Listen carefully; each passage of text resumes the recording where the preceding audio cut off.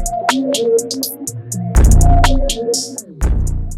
everyone, welcome to another episode. I'm your host, Russ Perry, and today we have someone who I've known quite a long time, actually was part of his programs and groups and have many friends and sent referrals to what he's doing. But that is Mr. Dan Martell. Dan, I don't even know what your title is. Are you are you a coach? Are you a guide? Are you an author? Are you a CEO? You're an investor. You kind of got every title under one umbrella. Yeah, I mean, I love telling people I'm an author of a best-selling book. There you go. That's a neat one that people like immediately lean into. But I mean, as you know, my background is heavy in software. So I've built and exited 3 software companies. I currently have $100 million holdco where we buy cash flow SaaS companies. We got 1 done so far, and we'll probably get about 3 done before the end of the year. So, buying revenue there. And then I just love coaching. So I run the largest software CEO coaching group called SaaS Academy. I mean, I don't even run it. That's kind of a funny word. My team runs it now. Johnny and Matt are my business partners there. And they bring me in they call me the talent. So every once in a while I get to jump on a stage or get on a call. But I'm just all about just helping people do more. Right. And technology is my jam. That's your thing. You actually have you're an author who's actually done some things. So you're not just sitting in the background researching and interviewing. You're speaking from experience. Obviously you get exposed to a lot of people, but on the show, we talk a lot about a lot of different directions with this convergence of technology, creativity, really how people are doing more with less, which I feel like kind of ties into your book, and we'll get to that in a bit. But you occupy a really unique seat. And I really want to talk about, obviously, the coaching business, because you run the largest SaaS coaching program probably in the world, I guess. That's a fair statement. Yeah, 100% biggest in the world. Yeah. I don't know what Germany's up to, but you're probably bigger than anything there. But I think you get a really unique front row seat to a lot of what people are building, because these are often early stage, getting their first round of funding, or maybe they're working on it. And you see the trends, right? You've been doing this for a while. And so I'd like to just take a step back and be like, how's the landscape changing of companies that are coming into your fold, into your awareness? Are you seeing companies being focused more in certain areas? They're structured differently. They're bigger, they're smaller. Like, what are some of the things that you're starting to notice as you're, just getting to talk to so many startups? Yeah, I think the big thing is just the distributed nature. Obviously, when COVID happened, it pushed people there. But a lot of us, I've been building distributed companies for 20 years. I grew up in open source software land. What's changed though is the tooling, right? There's now, obviously most people live on Zoom, but even outside of that, like the HR software, the employee engagement software, the learning and development stuff for like team, even social type apps and rewards. So that's been interesting. I think there's going to be a day where there's $1 billion company with 100 employees. And the reason why is because all of the core services inside of a company, from finance to HR to operations to business intelligence, all these things, they've essentially got relegated into APIs. I mean, look at what you guys built at Design Pickle. Essentially, you're saying, hey, you don't need a whole design staff. You can just consume us as a service. Right. And that's just where the world's going. So everything that used to be core functions, people in-house had to get it done, is now an API call that's built into a workflow that's automated through some tool. So that's a big idea. The other area is just, the integration of AI and everything that's happening. So It doesn't matter if it's like generative voice applications that are doing calls for sales tools to, generative video solutions that are now being integrated into learning management systems, to what I call generative wisdom, like wisdomai.com. That's a platform that essentially allows any organization to build their own internal GPT AI system. I think, that's the fascinating part to me, is I think we're at the early days of seeing how the new waves of innovation gets disrupted. And then people still sleep on, 3D printing and a bunch of these other kind of like core innovations that are happening around the world. And then when you pair that with SaaS, again, there's going to be a SaaS software application that manages all the drone companies out there, or the 3D printing companies, or whatever. And then AI is going to integrate with those companies. So yeah, I get to see the forefront of it all. It's fascinating to watch. And the truth is like, it just seems like people can get from 0 to 100 million so much faster today than they ever could in the past, because all of it is an API call. Now, are there any misconceptions or kind of things that you think is being overstated or not understood with this shift in technology, like bets that are maybe being too big or misinformed? Because I think it can get caught in a hype cycle, right? And Yeah, you can get really excited. This is going to change everything. And we've seen that a couple times, even in recent years with crypto, which is still extraordinary technology. Obviously not the cool kid on the block right now, but you have blockchain, you have metaverse. So what are some of the things that you feel like are either being overstated or misunderstood about what's happening right now? Yeah, I mean, the reality of valuation wise, we went through a heyday, right? As a, I help people exit. We've had like 36 exits amongst our clients in the last 12 months. I buy software companies. I've seen the valuations go from like literally irrational, right? 10 times top line, 15 times top line ARR multiples. Where like the fundamental, like I'm a fundamental guy, right? So I'm a first principles. I look at these companies as like, cash producing assets over time. And I don't care if a company's at 50 million, 100 million in annual recurring revenue. If the net dollar retention isn't there, then there's no expansion revenue. Then multiplying top line revenue by 10, 15x. I mean, you're seeing this now with Instacart, like literally the last 2 rounds of investors lost money on the IPO, right? Like the valuation was we're seeing this with Stripe right now. Right. So I think there's been definitely a overzealous valuation creep that's now getting adjusted and reset, which I love as a buyer. I mean, it's been sobering for everybody we're buying from, but I'm a bit more like realistic now. So that's fun. I would say things that I think are not overhyped is the whole like integrated reality or augmented reality world. I mean, if you've tried on the new Meta Ray-Bans, it's pretty impressive. The new PSV VR 2. So some of that technology, like it's a very natural conclusion that we're going to go through the world with a augmented feedback system that's available in near real time through, facial recognition scanning. So, I mean, a little like Black Mirror type scenario, but there's no world where that doesn't happen. Yeah. I think crypto is still overhyped. I mean, the price point of a lot of these things. I mean, Jude, like the IPOs, the coin stuff, the white paper before that. I mean, Jude, the amount of like just hypey people. It's almost like you got to look at what the internet gurus are selling to know what's the next bubble. Okay? Exactly. That's my rule. It's like if people are selling drop shipping, making money, like just know that thing's going to crash on its face.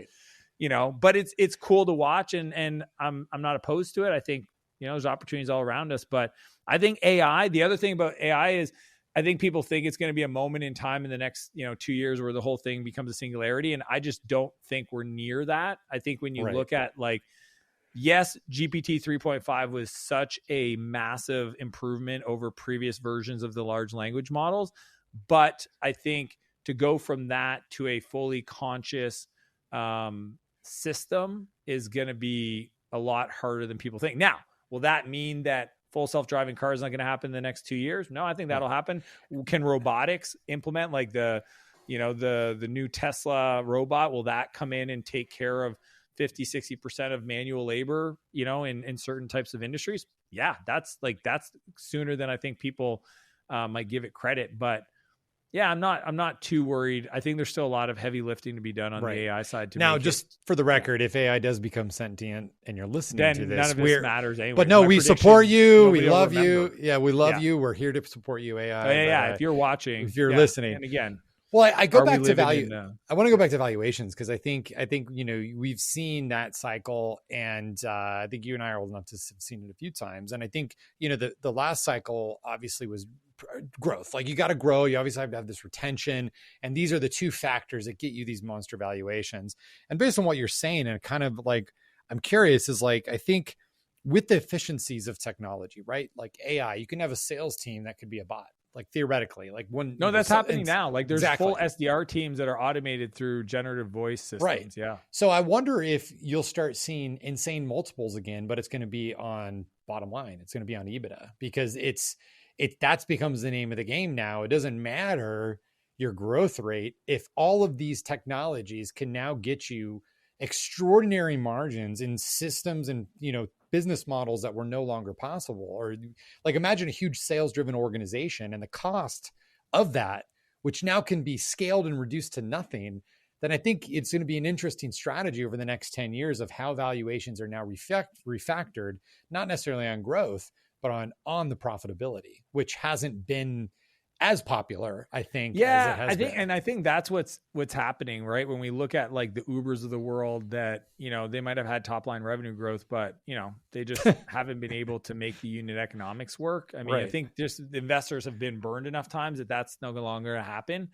And I think margins it's fun to like see. I mean, back in the day when I moved to the Valley in 2008, like the word sales team was a bad word, Mm-hmm. and now it's like, it's 100% part of the go to market, right? Or like right now, I think, for a while, profit was a weird word or even margins, right? So I think like the margins is going to matter, the ability to generate positive cash flow and have, ideally positive cash conversion cycles. Like these are all things that are interesting because it's still early days and there's going to be enough companies that go public. And then I think, the public markets are just going to value stuff. But the truth is, in the past, the reason why they didn't care is because it didn't matter, right? Like the multiples were on earnings and it was not necessarily on the, what I call durable revenue or the quality of the revenue. So that's definitely going to shift. And I think it's better because, we get what we focus on. And if we want to build companies that are going to create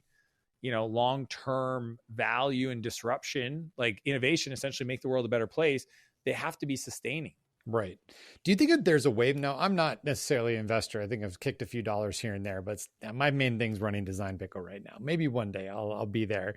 Do you think there's a wave of investors that are just about to get obliterated as they realize they got hyped out of, and there's no way they can overcome they that can't. bubble? It's called trading paper. They can't trade the paper anymore. So back in the day, what happens with a lot of investors is they literally will buy, they'll get into a round. They'll say, we're going to write you a check for 10 million. Yeah, we'll give you 100 million valuation. They know it's high, but they don't care because they just have a high probability that that company in 18 months is going to raise another 30 million at 300 million revenue or valuation. And then they're going to be able to mark up that paper by 3x so that they can show a return, an internal rate of return that's a lot higher. It's a bit inflated, right? And that's actually like amongst the VCs, you'd be surprised. As an entrepreneur, most people don't know this, but it's a thing. It's a game. Yeah. It's you need to do this deal for me. I'll do this one for you. We know it's a little priced high, et cetera. I mean, what's happening now is just internal rounds are being done because people are worried that they're going to get caught with the bag, right? And at the end of the day, funds have LPs, which is their customers, and they're deciding if they're going to give another, in their next fund, they're going to write a big check based on the past fund. So there's actually ways to game. I mean, one of the ones that I saw recently is where because they measure fund quality based on cash deployed versus cash return. What they'll do is they'll borrow a line of credit at a low interest rate to reduce the amount of cash deployed to increase the amount of cash return, but not disclose that there's a loan that they use to make the investment. I mean, it sounds crazy, but this is the kind of stuff that goes on. Instead of writing a check for 10 million, they wrote a check for $1 million, borrowed a loan for 9, secured against the equity so that over a time period, they can show a higher rate of return per time period for their LPs, but it's essentially manufactured relative to what they've extended 100%. Out. Yeah. Well, that's a rabbit hole I can't really fall too far down because I'm just curious that, I mean, I know for us, like one of the things that's been, because we were bootstrapped up till, high eight digits in terms of our revenue, it was, we have to kind of be profitable. We have to kind of be in a position to grow. Pay our bills. Yeah, we got to keep the lights on. Now I want to get back to creativity. I want to get back to technology and productivity. This is a topic, obviously, that you're talking a lot about. You have a new book, Buy Back Your Time. Buy back your time. Let's talk about that title. What does that title mean to you? Buy back your time. Yeah, I mean, the truth is you can't actually buy back your time. So the title is kind of a funny concept because time is not something you can buy, but technically you can buy back the tasks you do within time. So then you would have more time to do other stuff. The core premise of the book is this thing called the buyback principle, which states we don't hire people to grow our businesses. We hire people to buy back our time, because if you do the first, you don't get the second. But if you do the second, you actually get the first, right? So most entrepreneurs fail in business because they end up creating companies that they grow to hate. So I want to teach people how to avoid that. So I teach this very simple framework called the buyback loop, where I argue that when you hit the pain line of growth, and entrepreneurs can hit that at different levels, they're called the, factors of ones and threes. So at 100,000, 300,000, 1 million, 3 million, I mean, it's pretty well known in the business world. There's different like break points. When you hit that pain line, for me, my prescription is you do three things. You audit your calendar for time and energy. You transfer all the stuff that's low cost to pay somebody else to do that sucks your energy to somebody else. And then you fill it with things that either make you more money, light you up, or allows you to increase your capacity to give. Right. And that's the core idea of the book. That's why I wrote it. Love it. And, I think time management is something I've always been a nut about. I think I've been doing time blocking calendars since, I was like 11 years old, before it was even a thing. But I do find that it's also one of the easiest things to waste.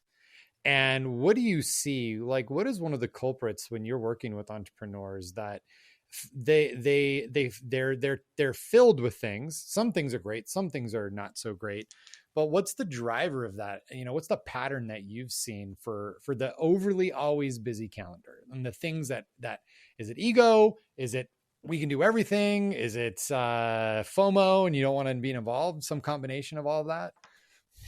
I think it's always based on fears, obviously, because that's kind of what drives humans. The biggest culprits, I think, if people are being honest with themselves, is one, they don't have a lot of self-worth. They don't think their time's that valuable, right? Like, and it's just, you just look at the calendar. I mean, when you ask somebody, like, why are you running those errands? It's like, well, it's just easier for me to do it than somebody else. It's like, yeah, but you could pay somebody a fraction of what you generate per hour. Like, when people understand what I call the buyback rate, anything you do that is less than you could pay somebody else against your personal buyback rate is literally working against your dreams. Right. So I think self-worth is a big one, right? They don't feel self-worthy. They don't trust themselves, right? Like even if I, it's like, Russ, if I told you hiring an assistant would get you 3 days back in your life and you didn't believe that, but it's not that you don't believe they wouldn't get you 3 days back. You just don't trust yourself you would do anything productive with those 3 days. So you wouldn't want to trade the capital that's guaranteed versus the potential for more. Right. Or you don't trust the other person to actually deliver on that. Yeah. Trusting the other people. So a lot of leaders aren't really great at, the different skill sets required to scale their time. Right. And that's usually why there's these different breakpoints in the ones and threes. And then I would say, and that's why like half the book is not half, a third of it is really about transformational leadership. Because I think most people, well, here's what I'll say is a third area of why people overpack their calendar or don't give things up is the fear of embarrassment, right? Like, what if somebody makes a mistake, and I always say, well, that's okay. 80% done by somebody else is 100% freaking awesome. Like, it's not going to always be perfect. And that's actually by design and totally cool. What I care more of is that I got that hour back to go trick-or-treating with my boys, or I got that hour back so I could go to the gym. So I had more, I felt better about myself. So I had more confidence in my next meeting so that I had more energy. Like, a lot of people don't realize what they're giving up when they keep these things on their schedule. And here's a general rule of thumb, Russ, like whatever you're doing this year as a CEO, if you want to double next year in your business, you have to give away 50% of what you're doing. Has to be different. Yeah. It has to be. You literally have to give up 50%. I have a test for you. I have a hypothetical for you. Yeah. You ready for this? This is going to be 100%. Testing your theory here. Hypothetically, let's say you banked at a bank, just doesn't matter which, some national bank. They got purchased by another bank 2 years ago. You didn't know this. And since that purchase, they were charging your account $10 a month, so $120 a year. It's been 2 years. You're now $240 into this, and you discover the only way to stop these fees is to spend 2 hours of your Monday afternoon on Monday, October 30th, to go in and close these accounts? Do you say, screw it, those 2 hours, I can make thousands, that's years and years of fees? Or do you go and close the bank account? No, in which you also get $12.09 back in an envelope when you close the bank account. Hypothetical situation, may or may not have happened to me yesterday. Yeah, no, it happens to me all the time. And the answer is I let it go. $10 like doesn't even, don't even distract me. No, I mean, this is the thing. It's like, this happens all day long. It just looks different, right? So the same math plays out all the time, right? It's like, I could do this myself and it'll be done 20% better. So I'm just going to like not pay the fee of having somebody else do it 80% as good as me. Like that's why, like, I always joke with people, like, I spend millions of dollars a year to buy back my time to lay on my couch and scroll TikTok. Like, at least I'm honest about it. Right. But I'm also incredibly effective. Yeah. Busy. No. Effective, ridiculous effective. When I work because I only do the thing that only I can do, that lights me up, that requires my attention and focus, that has $1 million opportunities assigned to this, right? So like even in Big Band Software, which is my company where we buy companies, I'm only involved at the very, very, very end. I'm involved in some strategic conversation around sourcing. And other than that, it's a system and a process. Are they going to get it perfect? No. Mm-hmm. Are we going to lose deals out that we could have got that could have made us 15 million? Yep. Mm-hmm. But that's okay. Mm-hmm. Because while the team was running the machine and we're building the machine, I was doing other stuff that was more strategically aligned. So oftentimes, I mean, this is even things. So we have a house manager, Betty, and she manages everything. She manages all our real estate, our vehicles, our like everything, the whole team in our house, so that I only, like, she even packs my stuff for me. Like, I'm traveling tomorrow and, you know, she knows, and she's got my stuff ready to go. So I don't even pack it. Is there a chance she's going to not put something? I might have to buy something. Yeah. Is it going to cost me $30? Yeah. Is it worth me even thinking about packing tonight instead of going trick-or-treating? No. Yeah. Because you're going to Scottsdale. You can figure out whatever. You can get into Amazon too the next day. There's no world where I can't solve that problem for a cost that is a fraction of what it is. And because I don't even take the energetic space in my mind to think about it or do it, and I'm so present with you right now, I care more that we have a conversation that moves people listening to this than I care about a $20 or $100 pair of sunglasses I might forget. Now, are you dressing up for Halloween? I know people will listen to this after Halloween, but do you have a costume? I do. What is it? A costume that my wife picked out. What is it? I don't know. Oh, okay. You're so efficient. You just put it on. I don't. Yeah. I allow other people to make decisions for me because that's great. That's great. All right. So let's get down to the practical. I want to talk about tools, things you're loving right now to help you achieve this. And let's skip the general basics, Google Calendar, digital calendar, you can even skip like virtual assistant. I think that's too played out. What are some really innovative things that you're doing to be more productive? Because I think it's all about your unique value to create. And when you're in that moment of productivity, you are doing the best as a creator for what that means to you. So what are some of the things that have just been game changers? Let's say over the last, 6 months or so, within the last year, that you've brought on to your system that have made an impact? What you'd find fascinating about my life is that the more I'm buying back my time, the less tools I interact with. Right. So I don't have logins to all the CRMs, all my I just don't, because that's not where I'm best used. Right. So the tools that I use on a daily basis is definitely my laptop. And then I use my iPad. And what I do that's unique is I don't have meetings where I'm not sharing my iPad on the screen and I'm drawing. Right. So every morning when I wake up, I have a list of problems I need to work on. Right. These are opportunities, and I draw the solutions. Now that's me, because I like to draw. How does that list get aggregated? Is that your notes or people? Yeah. Okay. Yeah. This is essentially like, here's what I want to do in the next, 25 years, 10 years, 3 years, 1 year. Here are my quarterly big rock projects. Here's how those projects need to get executed. So like, what I think people would find fascinating is, so the tooling that I use is, and we use all the tools, but I use AI quite a bit. So I use ChatGPT or Barter, depending on the use case. And then I use my iPad to draw the diagram of the solution. And then I write quite a bit as the scaffolding for the process and or thoughts that I want to communicate. Right. And a lot of the stuff I do, I'm always trying to figure out, how can I, for example, create content that's relevant to my YouTube audience, right? Because I put out a lot of content that I can also repurpose as training for my internal team, that I can also use as a piece of content for my coaching clients that I can also use for companies in my portfolio that I've purchased. Multi-use. Yeah. I'm just trying to say like if I spend more time upfront thinking about the potential destinations of this information, then I can design it in a way that it can be acetized or atomatized or whatever that word is, but multiplied into those use cases.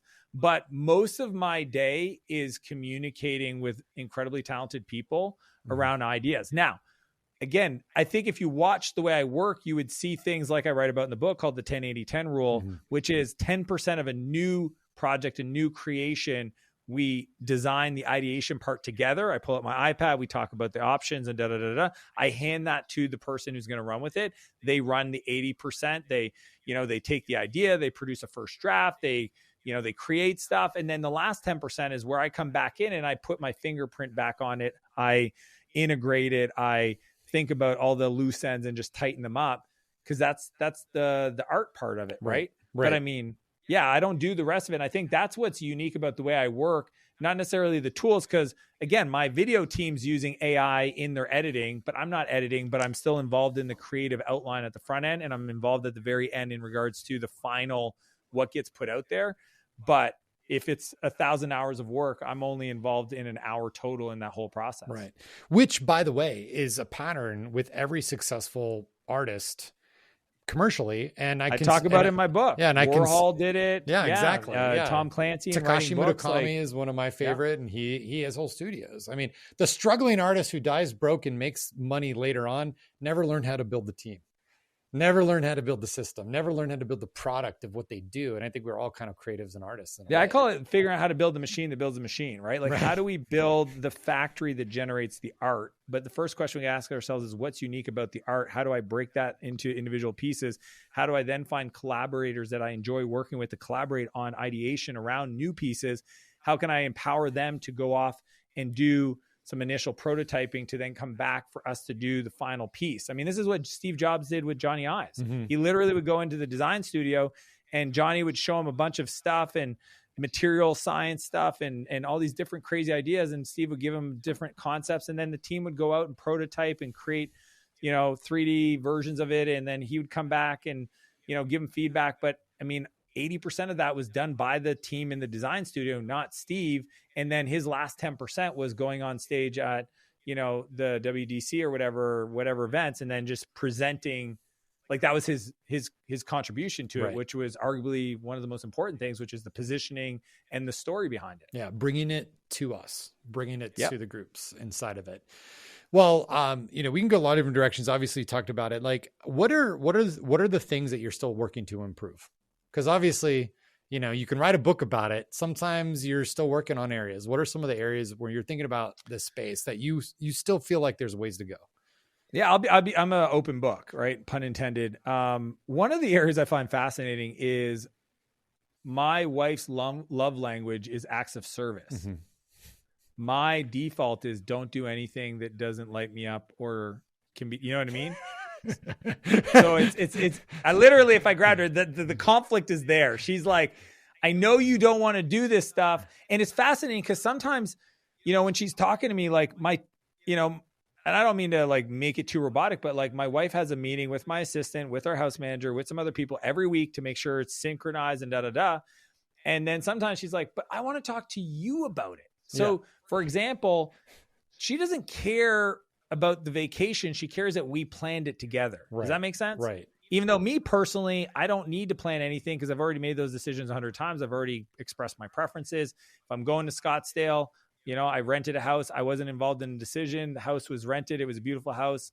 Easy peasy. But so I've had to kind of figure out for certain people, how do I show up as me to collaborate with them the way they enjoy it, even if I don't feel it's efficient, because I do care more about like having fun, right? Like, I actually just built out one of the things I've been working on becoming better at is storytelling and creative visual, YouTube videos. So I just got 4,000 square feet. We're calling it the studio. it's kind of funny we're talking about this because essentially it's like the factory with Andy Warhol, and I'm hiring everybody in-house, which I've only ever had distributed companies. Right. But because I want to have the creative energy around me, again, I'm still following my process. There's a whole team of people. I'm spending a lot of money on stuff I technically don't need, but I'm also not only optimizing for financial throughput, I'm optimizing for fun. Right. Which I think is an ultimate sign of success in any relationship, professional or personal, is the fun there. And you can't get it with your partner, with your kids, with your coworkers. You can't get that ultimate enjoyment unless there is some fun. Now, you might have a twisted sense of what fun is. So there might be different interpretations of what that word is, but ultimately that requires additional investment than just doing the work. It's about that experience, about what you give, and seeing other people light up too, which I think is kind of the end game with you and your wife. Is not about planning. It's like not actually about that. It's like she wants to be connected in a way that is slightly different than your, productivity army. Efficient getting the thing done. It's actually the emotional exchange of the conversation that matters to her. So for example, and I love doing this, honestly, every night when I lay in bed, I ask her about her day. Yeah. Right. And she gets to tell me. It's called a meadow report, because back in the day, that's how women spent their days in the meadows and picking berries. And, many men don't understand this. And I love it because I know a few things. One, I don't have to remember a thing she says. Okay. So that's comforting. Two, all I have to do is just be present and emotionally aware of how she's feeling as she expresses those different parts of her day, and just ask her about them. And at the end of it, I know that I filled her cup. She feels totally connected to me. She feels like she can now have a great sleep. And I mean, for the, 13 minutes on average it takes me to listen to her meta report, it is high ROI. Now, again, I'm not trying to systematize everything, but I'm just saying, is it in my calendar? Yes. Do I, what I mean? Because it's important. Do you have a recording device to remember it? Yes. I don't record. Not yet. No, not yet. No, not yet. If there was a way that you could quantify that it would be a better conversation if I did record, I wouldn't be opposed to it, but she would probably get mad at me. Well, when you use that recording to create generative picture books that you deliver to her at the end of the year, then that's... Well, this is what I've been joking in my mind. Don't tell her I said this, but a generative video conversationalist to be present on a call. I think there's a world in the future, Russ, where I think I'm being interviewed by you, but you're not there. Yeah, absolutely. I think, and then you got to ask yourself, well, what if both people do that? Where does it go? Yeah, where's this content? But I mean, that's not a crazy. If you look at the technology today, it could probably be built. It wouldn't be pixel perfect, but it could exist.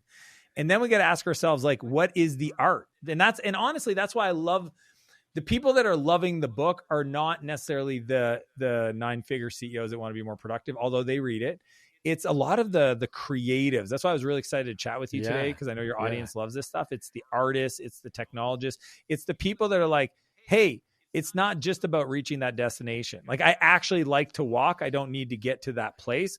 I just want to do it in a way that feels richer and funner. And that's why my whole premise of my book is just don't do things that suck your energy that you can pay somebody else to do, so that you can be fully engaged, fully present for your whole day. And if you only want to work 5 hours, that's fine. Mm-hmm. But those 5 hours are really well thought through 5 hours. Love it. Love it. Well, Dan, this is quite literally, we're a new season. We're in our first season. I've probably done over a dozen episodes so far. This is probably the most wide-ranging conversation I have had. I gotta be honest. I think it's reflective of your experience. Where can people find you? Because you have a book, you have a brand, you have a YouTube. Give me one destination that you want people to go to. My favorite place is Instagram. Okay. I publish there. I'm most active on the chat there. And if anybody wants to follow me and just message me saying that they heard me on this podcast, just say hello. I've got this SOP I've created for hiring an executive assistant that is, I think it's 42 pages of my internal thing sanitized. So I'll send that to people if they want it. Love it. But just a little gift for everybody. Well, Dan, congrats to you and to where you're headed. Excited to have our chatbots interview each other in the next few years. And awesome. and to everyone, you definitely check out Dan's work. He's an extraordinary communicator. You mentioned the illustrations, the visuals, the things. That's something that we're not showing and we don't have right now, but it's a way that I find very unique to what you do and problem solving. And that's really, really applicable. So whether you're a startup, whether you're an artist, the book is Buy Back Your Time. You can go to his Instagram and bug him there. Appreciate it. Thanks so much. And we'll definitely catch you next time you're through here in Scottsdale, because I know you will be back. I love it. Thanks, Russ. All right. To stay up to date on all our future episodes, access show notes, as well as see our past great interviews, head over to our site, designpickle.com/createtech. That's /CREATECH. We'll see you next time. Take care.